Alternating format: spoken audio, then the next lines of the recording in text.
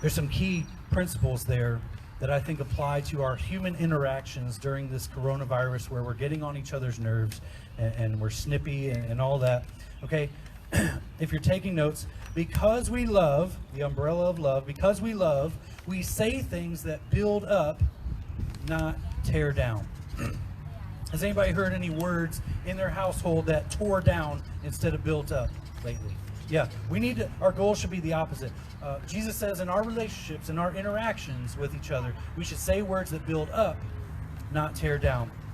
One of my mentors, teachers that I love listening to and learning from is John Maxwell, and he says, encouragement is oxygen for the soul. And the thing about it is it takes very little effort to give encouragement, but it does a whole world of difference for the person receiving the encouragement. Let's give that encouragement that's oxygen for the soul. Oxygen for the soul. I don't know about any of you, but I've kind of observed that we tend to lose our manners with those who are closest to us.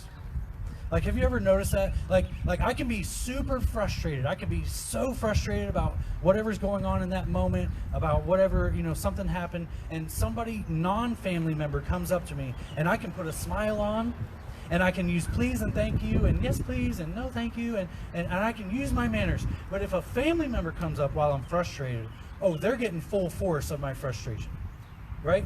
I mean, can anybody relate to that this morning? Yeah. And it's not that it's right, it's just, it is. And we forget basic manners, like basic being pleasant with people and saying please and thank you. And we need to restore those. We're just doing basic human relationship 101 today. It's just reminders that we all need basic manners. Don't let any unwholesome talk come out of your mouth. We were doing a study on marriage recently, and I was sitting in as a student. Because why? Because yes, even pastors have things to learn, and we need to sit in as students and learn about human relationships. And we were studying 1 Corinthians 13. And a moment happened in that study, and we came across the phrase, love always protects. And God was I didn't hear an audible voice, but God was showing me something in that moment. Love always protects. And the thought that I had in that moment was, if someone came up to my wife and started attacking her verbally, I would stand in the gap and I would say, oh no, you don't talk to my wife that way.